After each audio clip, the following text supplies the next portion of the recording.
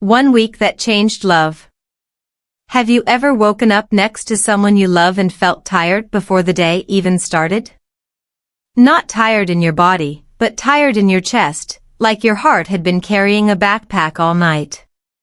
This video is about 1 week in the United States that quietly shook my love, my marriage, and my motivation to keep learning English. It's not dramatic. No shouting. No leaving.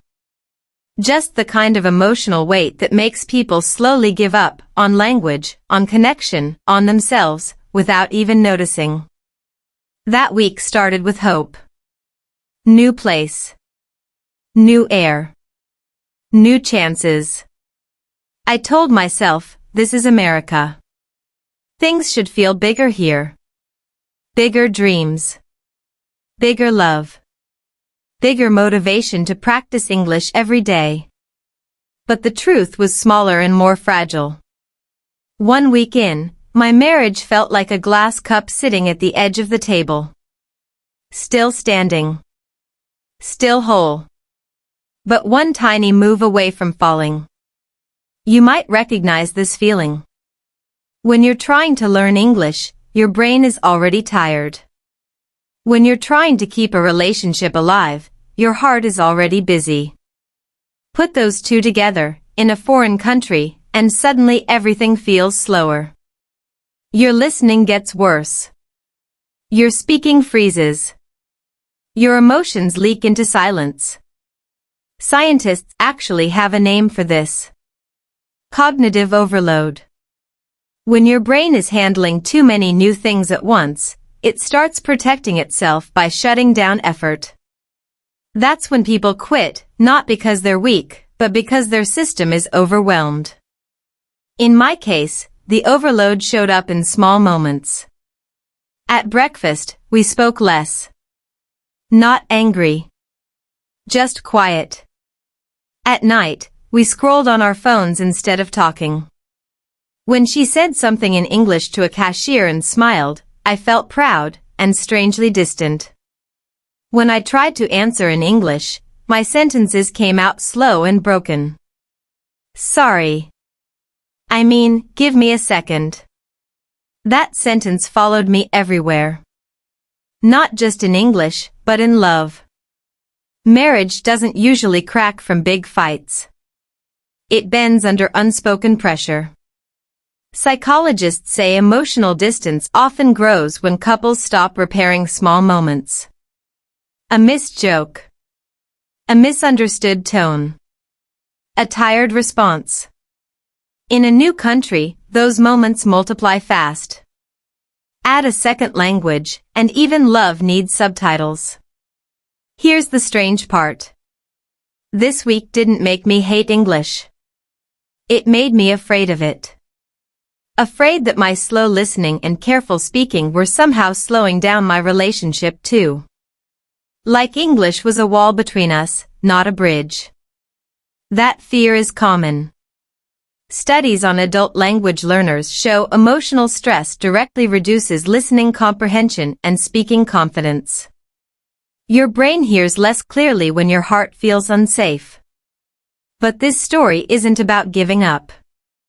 It's about noticing. That first week taught me something simple and uncomfortable. Motivation doesn't disappear all at once. It fades quietly when you stop feeling connected to the language, to the person next to you, to yourself. And the way back isn't big promises or dramatic changes. It starts with awareness. With slowing down.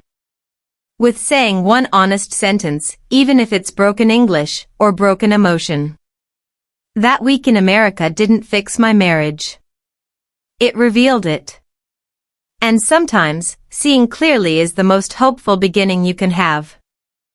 Arriving with mixed feelings. The strange thing about arriving in a new country is that your suitcase lands before your emotions do. Your body shows up on time.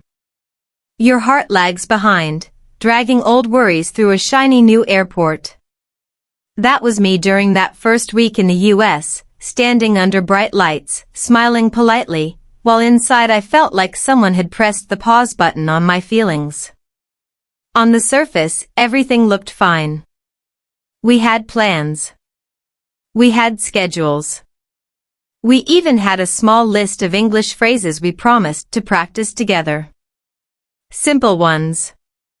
How are you? Take your time. It's okay. Funny how those phrases sound easy until life asks you to actually live inside them. When you're tired, it's okay becomes a lie you repeat too fast. You might think mixed feelings are a personal failure. They're not. Psychologists describe this as emotional ambivalence, when excitement and fear exist at the same time. Your brain doesn't like that.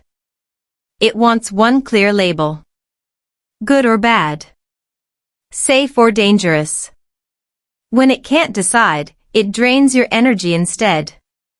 That's why, even with all the opportunity around me, I felt strangely unmotivated to listen, to speak, to connect. In that first week, love felt heavier than usual. Not because something was wrong, but because everything mattered more. In a familiar place, small mistakes fade quickly. In a foreign country, they echo. A wrong word in English. A misunderstood look. A pause that lasts half a second too long. Suddenly, your mind starts narrating stories you never asked for. Did I sound stupid? Did she feel ignored? Am I failing at this, again? There's research showing that when people feel socially evaluated, their language processing slows down. Your brain shifts from learning mode to survival mode. That explains why my listening felt blurry. People spoke clearly, slowly even, but my mind kept translating fear instead of words. When my partner spoke, I listened with my insecurities instead of my ears. At night, we talked about practical things. Money. Time. Plans. Safe topics. Emotional ones stayed untouched, like boxes labeled fragile. We weren't fighting. We were avoiding friction. That's common in long-term relationships under stress. Couples often choose peace over honesty, not realizing honesty is what creates real peace later. English slipped quietly into this tension. When I didn't have the right words, I had fewer chances to explain how I felt. So I simplified. I'm just tired. That sentence became a blanket excuse. Easy. Vague. Protective. But emotions don't disappear when you simplify language. They wait. And waiting emotions grow louder. Here's a small but powerful detail from that week. One evening, she asked me a simple question. Slow English. Clear voice. Are you okay, really? I paused too long. Not because I didn't understand the words, but because I understood them too well. That pause said more than any sentence I could form. Neuroscience tells us that silence is also communication. When words fail, your body speaks. Shoulders tense. Eyes drop. Breathing changes. In relationships, especially in a second language environment, these signals get misread easily. What feels like self-protection can look like emotional distance. But mixed feelings aren't a dead end. They're a signal. They tell you something important is happening. That week taught me this. Feeling confused doesn't mean you're lost. It means you're standing between who you were and who you're becoming, both in love and in language. And standing there, uncomfortable as it is, might be the most honest place to start again. Love in a foreign place. Loving someone in a foreign country is like turning up the volume on every emotion while lowering the clarity. Everything feels stronger, but nothing feels fully explained. During that week in the US, love didn't disappear, it became louder, more sensitive, more exposed. And exposure is uncomfortable, especially when your language skills can't fully protect you. In familiar places, love has habits. You know when to joke, when to stay quiet, when a look means I understand. In a new country, those habits break. The background noise changes. Accents surround you. Your brain works overtime just to decode everyday sounds.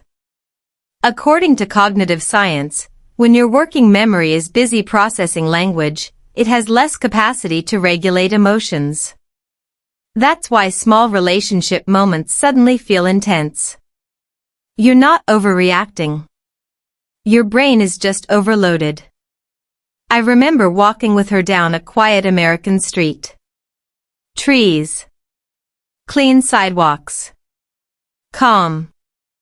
From the outside, it looked peaceful. Inside, my thoughts raced. I wanted to say something meaningful, something loving, maybe even something romantic in English. But my mind offered only fragments. I feel, pause. Different. Not exactly poetry. I smiled to hide the gap between what I felt and what I could say. This is where many language learners quietly retreat. When expression feels risky, silence feels safer.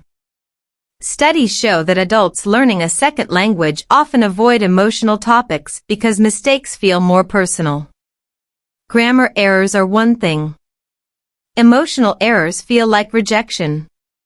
So instead of practicing English, we practice avoidance. Love, unfortunately, doesn't like avoidance. It interprets it as distance. That week, I noticed how quickly emotional gaps can form without any bad intentions. We were both trying to be careful. Both trying not to add pressure. But careful love can sometimes look like cold love. Here's something interesting. Relationship researchers talk about shared vulnerability as a key factor in emotional closeness. When both people admit uncertainty, connection grows. In a foreign country, vulnerability multiplies. New systems. New rules. New language. If one person hides their confusion, the other feels alone with theirs. One afternoon, she laughed with a volunteer we met. Easy English. Natural rhythm. I felt happy for her, and insecure at the same time. That emotional mix surprised me. Jealousy wasn't the right word. It was more like fear of falling behind. Linguists say language is deeply tied to identity. When your partner adapts faster, it can feel like you're losing shared ground, even when love is still there. That moment forced me to confront something uncomfortable. My frustration wasn't really about English. It was about belonging. About wanting to feel like we were still on the same team, learning together, struggling together. Love in a foreign place tests whether you see change as separation or as growth. That night, instead of pretending everything was fine, I said a simple sentence. Slow. Honest. Broken. This place makes me feel small sometimes. She didn't correct my grammar. She didn't rush to fix anything. She nodded. That nod mattered more than perfect English. Psychologically, being seen reduces stress responses in the brain. Feeling understood, even without perfect words, restores emotional safety. In that moment, the country felt less foreign. Love didn't solve the language problem. But it softened it. Here's the quiet lesson from that week. Love doesn't require fluent English. It requires emotional courage. Sometimes the bravest thing you can do in a new place is speak imperfectly and stay present anyway. Because connection doesn't come from sounding right. It comes from being real. Marriage tested quietly. People expect marriage to be tested by loud arguments, slammed doors, dramatic ultimatums. But that week in the US taught me something less cinematic and more dangerous. Marriage is often tested quietly. No explosions. Just long pauses where words should be. Just routines that continue while connection slowly thins. In a new country, quiet tests multiply.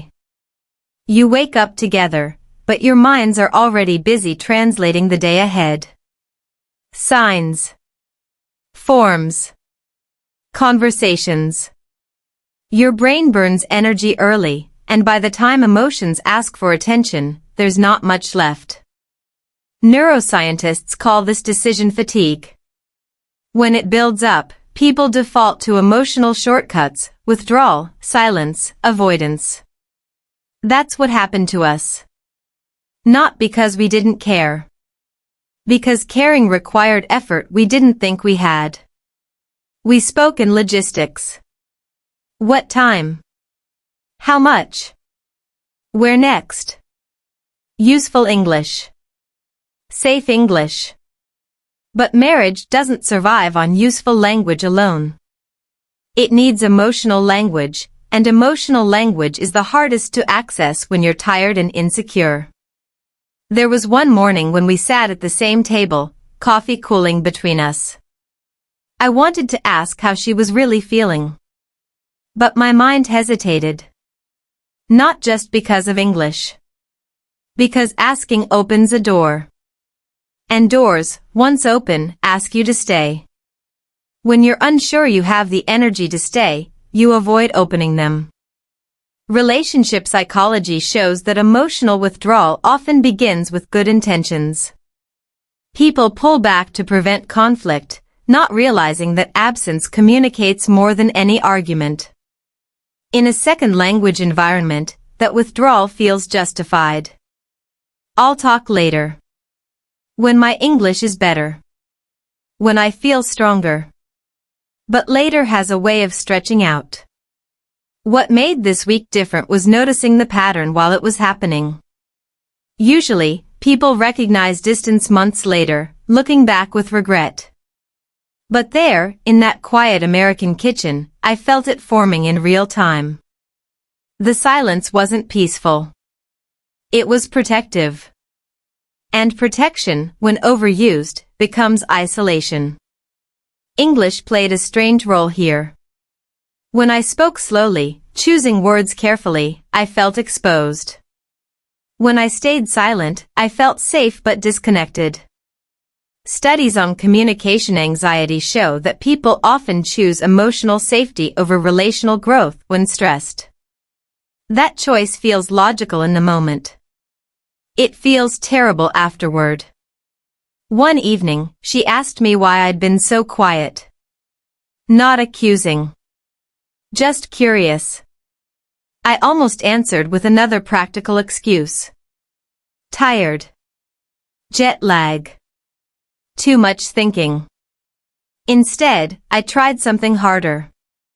I spoke slower than usual. I let gaps exist.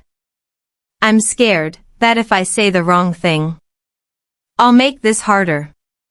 That sentence wasn't elegant. But it was honest. And honesty has weight. In marriage, weight matters more than fluency. When one person names the fear, the other no longer has to guess. That reduces emotional load for both sides.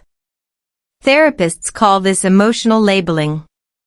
It calms the nervous system and rebuilds connection. Nothing magical happened after that. We didn't suddenly feel close again. But the silence changed. It became shared instead of separate. We sat together, not talking much, but no longer hiding. That week taught me this: marriage doesn't collapse in storms. It erodes in quiet moments when both people are waiting for the right time to be honest. In a foreign country, that right time rarely arrives. You have to create it, slowly, imperfectly, in the language you have. And sometimes, saving a marriage starts with breaking the silence first. English between us. No one tells you this when you start learning English as an adult. the language doesn't just sit in your mouth or your ears.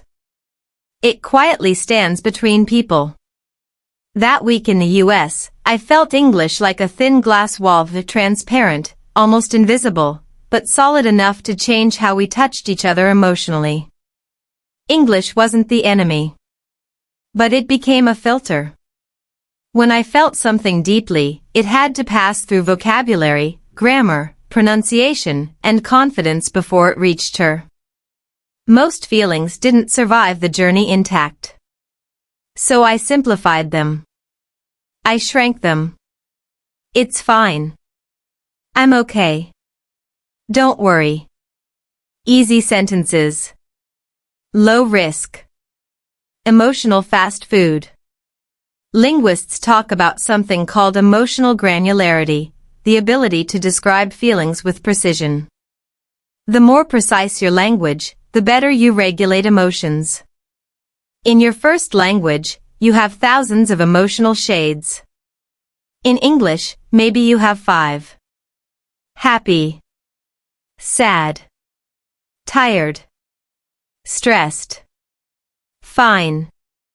When couples are forced to operate with fewer emotional tools, misunderstandings grow.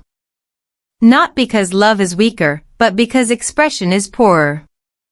That week, I noticed how often we misunderstood each other without actually disagreeing. She would say something light, casual, maybe even loving. I'd hear pressure. Expectation. Judgment.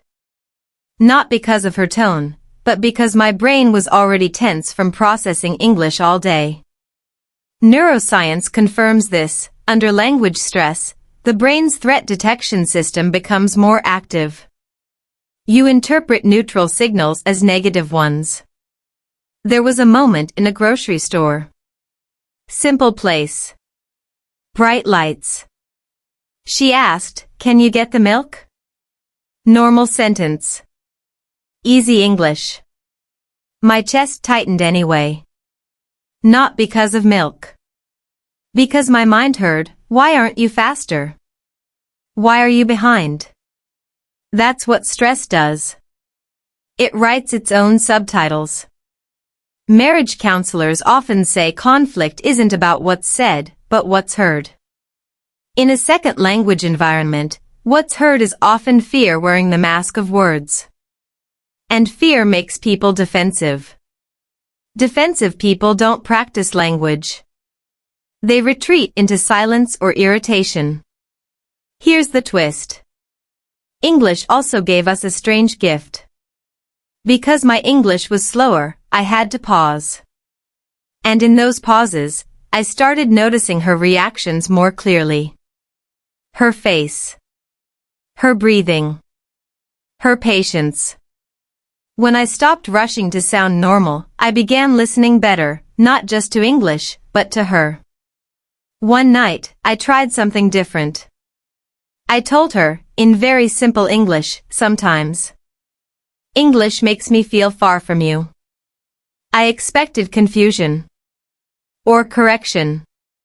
Instead, she said softly, "Then let's stay close, slowly." That sentence changed the tone of the week. Psychology shows that shared meaning reduces relational stress more than problem solving. We didn't fix English. We reframed it. English wasn't a test anymore. It was just part of our environment, like weather. Sometimes sunny. Sometimes hard. Not personal. For viewers learning English, this matters. If you feel distant from people because of language, you're not failing. Your brain is adapting. And adaptation is exhausting. The solution isn't pushing harder. It's communicating what the language is doing to you emotionally. That week taught me this: English between us didn't have to separate us. Once named, it became something we could stand on the same side of. And when language stops being a wall, even broken sentences can carry real love. The small argument that hurt. Big arguments announce themselves. Small ones slip in quietly, pretending they don't matter. That week in the US, the moment that hurt us most didn't come with raised voices or dramatic words.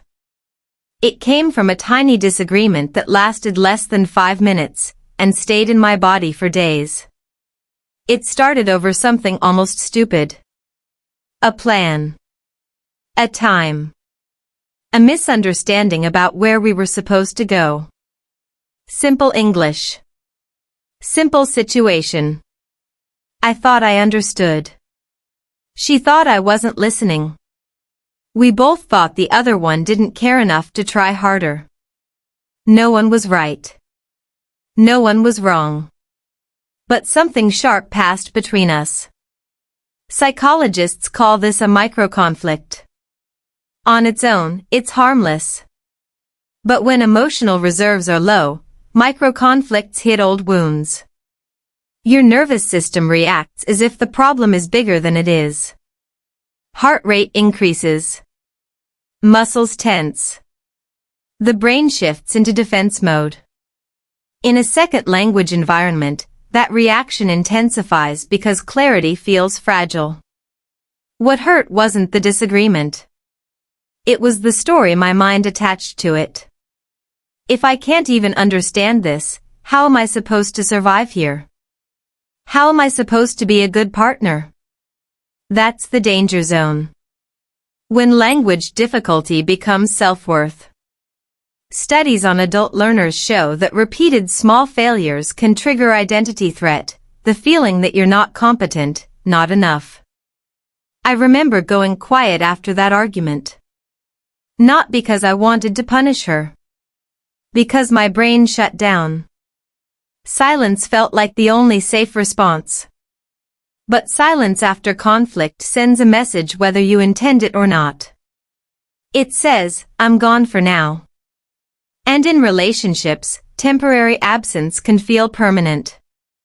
She noticed. Of course she did. She asked what was wrong. I said, nothing. That word is powerful. It ends conversations while pretending to protect them. Relationship research consistently shows that nothing is often the most damaging answer couples use. It blocks repair. Later that evening, the weight returned. Not anger. Sadness. The kind that makes your chest feel hollow. I realized something uncomfortable. The argument wasn't really about plans. It was about pressure. Pressure to perform. Pressure to adapt. Pressure to be fluent in life as fast as possible. Here's where the story turns. Instead of letting the silence stretch overnight, I tried again. Slowly. I said, when I don't understand. I feel like I disappoint you. The sentence was simple. Child-level English. But emotionally precise.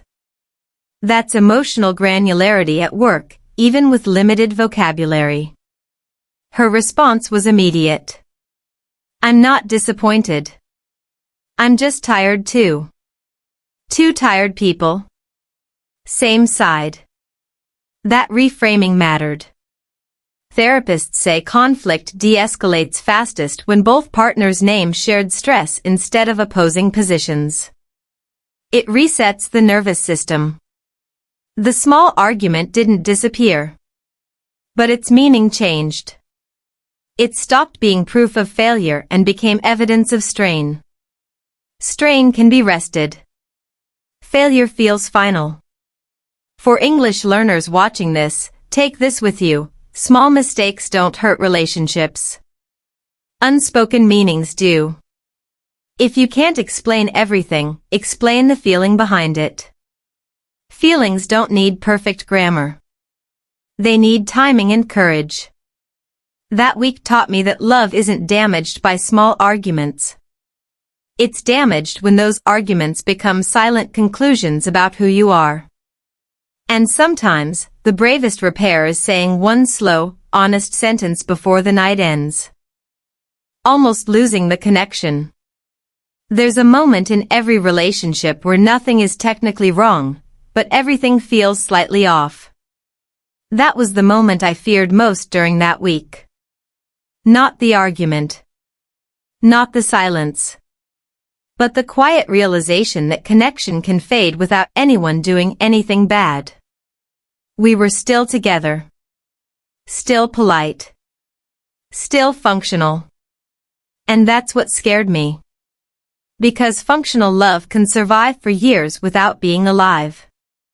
Researchers call this emotional disengagement, the stage where couples stop reaching for each other, not out of anger, but out of exhaustion. In a foreign country, exhaustion shows up faster. That day, we went through our routine like professionals. Tasks completed. Smiles exchanged. English practiced with strangers, not with each other. I noticed how easy it felt to talk slowly and clearly to someone I didn't love, and how hard it felt to do the same with the person I did. With strangers, mistakes are cheap. With your partner, mistakes feel expensive. My brain started whispering dangerous thoughts. Maybe this is what drifting apart looks like. Maybe love can't survive this much change. Those thoughts didn't scream. They crept. And creeping thoughts are harder to catch. Neuroscience explains this too. When connection feels uncertain, the brain's attachment system activates. You become hyper-aware of distance, tone, timing. Every delay feels meaningful. Every short answer feels like rejection. That's why I replayed conversations in my head, searching for proof that we were okay, or not. The lowest point came in the evening. We sat next to each other, both scrolling, both tired.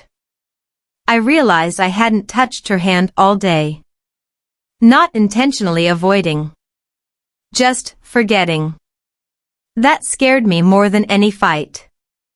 Because forgetting is how people lose each other slowly. Here's the part that matters. I almost said nothing. Almost let the night pass. Almost chose comfort over connection. That's the fork in the road most relationships never talk about. One path is easier in the moment. The other is uncomfortable but alive. I chose discomfort. I turned to her and said, very simply, I miss you, even when you're here. The sentence came out slow. Awkward. Vulnerable. No grammar tricks. Just truth. Silence followed. Not the bad kind. The listening kind. She didn't answer right away. Then she said, I thought I was the only one feeling that. That's when the fear loosened its grip. Connection hadn't disappeared. It had just been waiting for someone to name the distance first. Therapists often say intimacy returns fastest when one person risks honesty without demanding a solution. That's what happened. We didn't fix the future. We didn't solve English. We simply re-entered the same emotional space. That night reminded me of something important for anyone learning a language while loving someone. Connection isn't maintained by fluency. It's maintained by presence. You don't need the right words to reach someone. You need the courage to admit you're reaching. That week almost took our connection, not through conflict, but through neglect disguised as tiredness. Catching it early changed everything. Because love rarely leaves loudly. It leaves quietly, unless someone calls it back. Volunteering brought us closer. The turning point didn't arrive as a deep conversation or a romantic moment. It arrived disguised as something practical. Volunteering. One simple decision that didn't look emotional at all, but quietly changed the emotional temperature between us. We didn't sign up to heal anything. We signed up because it felt easier than thinking. A few hours. Simple tasks. No pressure to be interesting. No pressure to perform English perfectly. Just showing up. Psychologists often point out that when people feel emotionally stuck, action can unlock what reflection cannot. Movement resets the nervous system. Stillness, when overloaded, traps it. That morning, we stood side by side, listening to instructions in slow, clear English. Take your time. Help where you can. Simple phrases. No emotional weight attached. That mattered. When language isn't tied to self-worth, the brain relaxes. And a relaxed brain learns better. What surprised me was how different we felt together in that space. We weren't a couple under pressure. We were just two people helping. Carrying boxes. Sorting items. Smiling at strangers.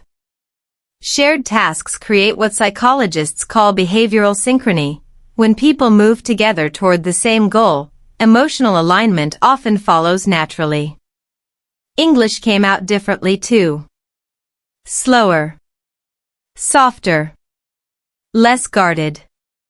I didn't worry about sounding smart. I worried about being useful. And usefulness is a powerful antidote to insecurity. Studies show that prosocial behavior, helping others, reduces stress hormones and increases feelings of connection, even between people who arrive emotionally distant. There was a moment I won't forget. A volunteer thanked us. Simple words. I appreciate you. I understood them immediately. No translation. No doubt. I felt something open in my chest. Gratitude is one of the fastest emotional bridges the human brain knows. I glanced at her. She smiled, not the polite kind, but the relaxed one I hadn't seen all week. That smile said, "We're okay here. Not everywhere. Not forever. But here. Now. Together." What volunteering did was remove the spotlight. No analyzing feelings. No fixing language. Just presence. When couples stop staring at the relationship and start doing something meaningful together, tension often dissolves on its own. Therapists use this principle all the time.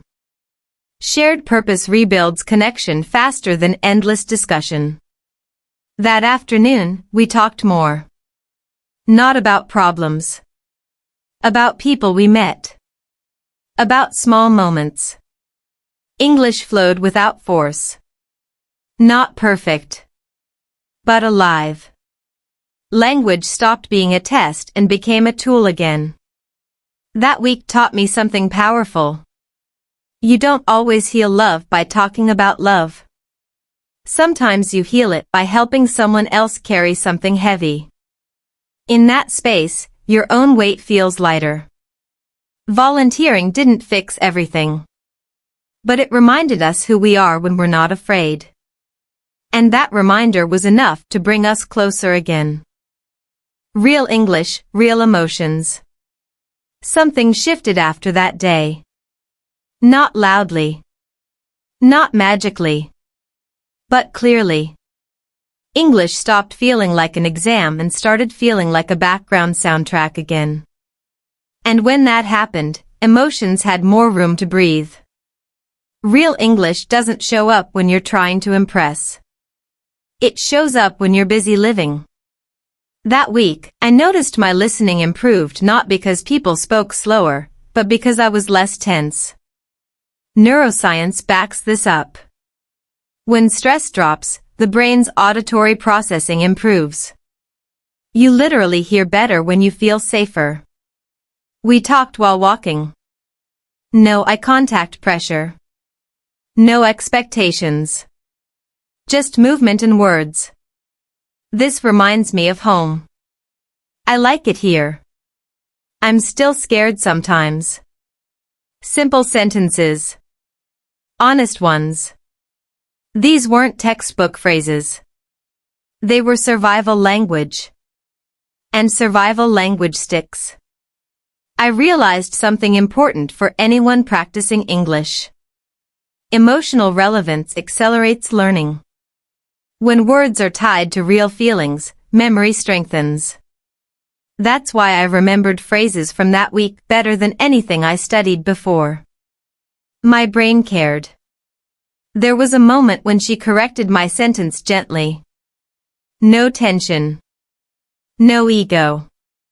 I laughed instead of shrinking. That reaction mattered.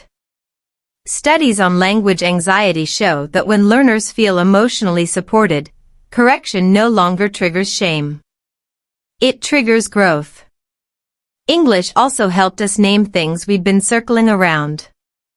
Short phrases, but precise. I felt alone. I didn't mean to hurt you. I need more time. These sentences don't require advanced grammar. They require courage. And courage grows in safe spaces. What surprised me most was how English created a neutral ground. Sometimes, speaking in a second language reduces emotional intensity. Therapists even use this intentionally. It gives couples a slight emotional distance, enough to talk without overwhelming each other. That week, English became that buffer. Not a wall. A cushion. I also noticed how my speaking rhythm slowed naturally. That helped her listen more patiently too.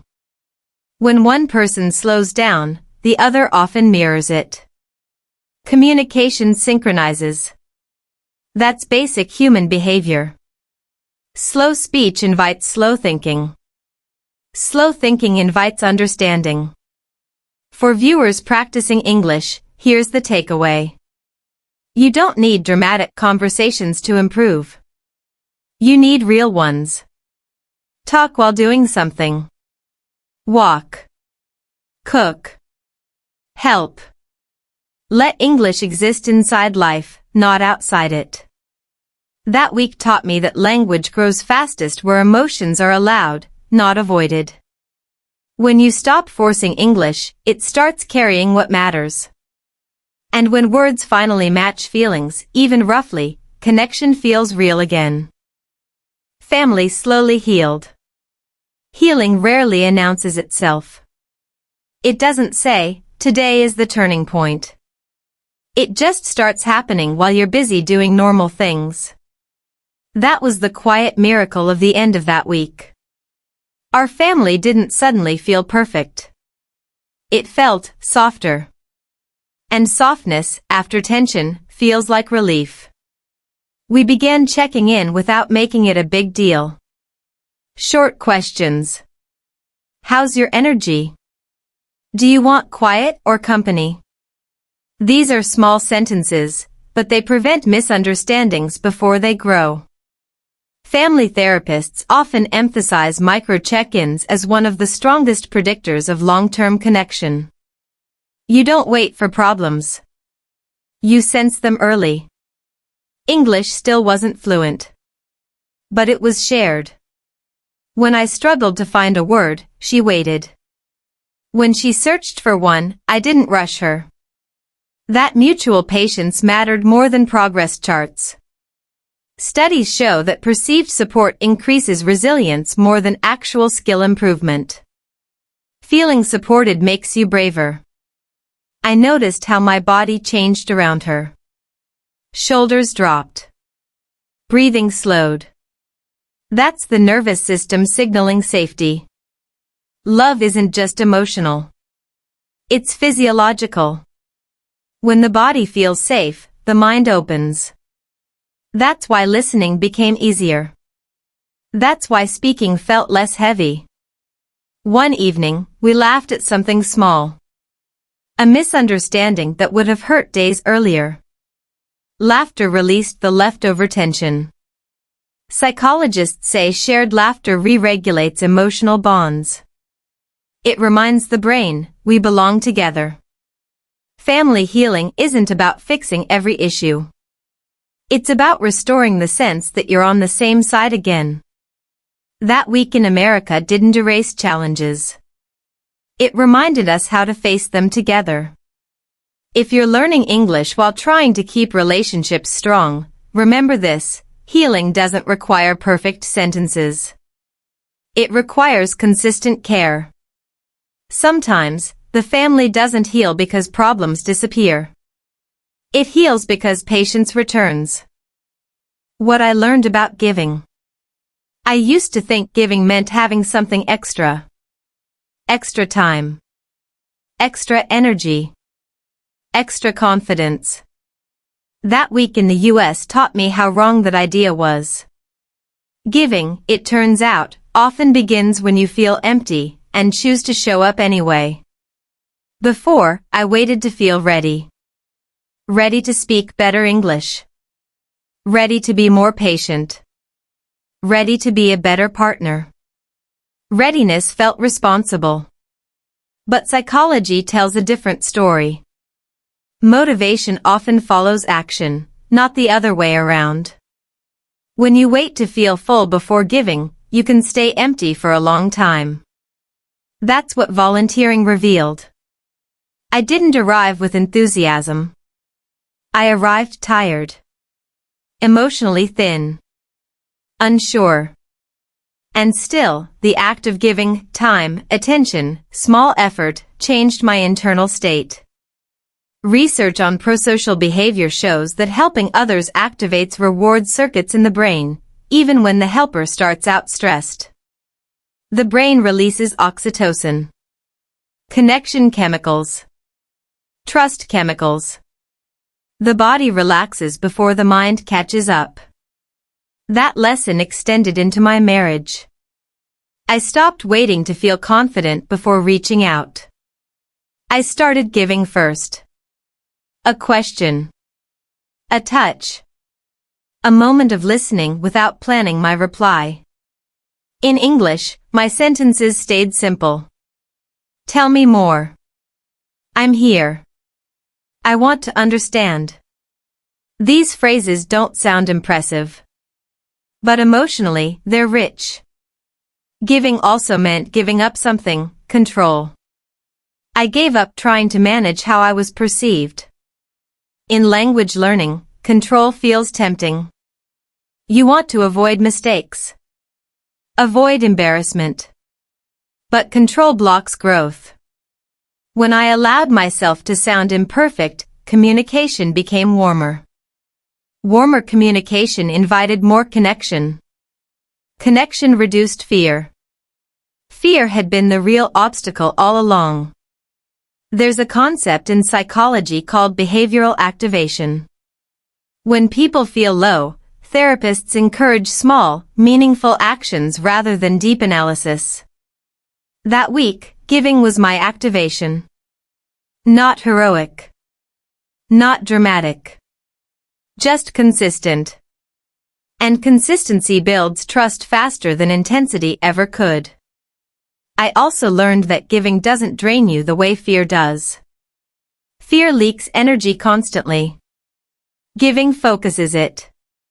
When I helped someone else, my attention moved outward instead of spiraling inward. That shift alone reduced emotional exhaustion. And when exhaustion drops, learning improves. Listening improves. Speaking improves. For English learners, this matters deeply.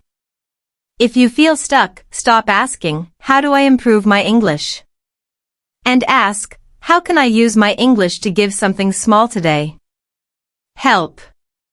Encourage. Listen. Even in broken sentences. Especially in broken sentences. Those are often the most human ones. In marriage, the same rule applies. You don't wait to feel loving to act loving. You act loving, and feeling follows. That's not fake. That's how the brain works. Emotions are responses to behavior more often than causes. By the end of that week, I wasn't suddenly fluent. I wasn't suddenly fearless. But I was connected. And connection changes everything. It makes effort feel lighter. It makes mistakes feel temporary. It makes growth feel possible again. Here's the quiet truth I took with me: you don't need to be full to give. You need to be willing. Willing to show up slowly. Willing to speak imperfectly. Willing to love without guarantees. Because sometimes, what heals you isn't receiving more, it's giving something small when you thought you had nothing left. A quiet new beginning. By the end of that week, nothing looked dramatically different from the outside. Same streets. Same English signs. Same routines. But inside, something had settled. Not excitement. Not certainty. Just a quiet sense that we were no longer drifting. New beginnings don't always feel like fireworks. Sometimes they feel like a steady breath after holding it too long. That's what this was. A return to ground. In psychology, this is called emotional regulation, the nervous system moving back into balance after prolonged stress. When balance returns, perspective follows. We didn't promise anything big to each other. No dramatic vows. No 5-year plans. Just small agreements. To pause instead of pulling away. To speak slower when emotions rise. To name fear before it turns into distance. Simple rules. Sustainable ones. English became part of that gentleness. We treated it like weather again. Some days clear. Some days heavy. Not a measure of worth. Not a competition. When I forgot a word, I laughed. When she struggled, I waited. That patience wasn't learned from a textbook. It was earned through strain. One evening, we sat quietly, hands touching, watching the light fade. I thought about how close we came to missing this moment, not because love was gone, but because we were both tired and afraid to say so. That realization stayed with me. If you're watching this while feeling stuck in your English, your relationship, or your life, here's what I want you to hear. You don't need a breakthrough. You need a re-entry. Back into presence. Back into honesty. Back into small, real actions. Science supports this. Long-term change is built on tiny, repeatable behaviors. Not motivation bursts. Not dramatic decisions. Just showing up again, slightly differently than before. That week in America didn't change who I am. It reminded me of how growth actually happens, quietly, relationally, imperfectly. Love survived not because we tried harder, but because we softened. And that's the ending I believe in. Not the loud one. The honest one. If you stayed until this moment, it's probably not because my English was perfect. It's because you saw a piece of yourself in this story. The tired feeling. The distance. Loving someone, but not knowing how to say it. Wanting to learn English, while real life feels heavy. Please remember this. You are not learning English to become someone else. You are learning English to live more honestly, wherever you are. Slow is okay. Mistakes are okay. What matters is that you don't give up on your feelings. If this story touched you, please like this video, it tells me you're here. If you want to keep practicing listening, reading, and speaking English through real stories about love, marriage, and life, subscribe to this channel. And if you know someone who is tired, learning English quietly, maybe close to giving up, share this video with them. Sometimes, the right story at the right time can stop someone from quitting. Thank you for listening. We'll meet again, slowly, honestly, and a little stronger each time.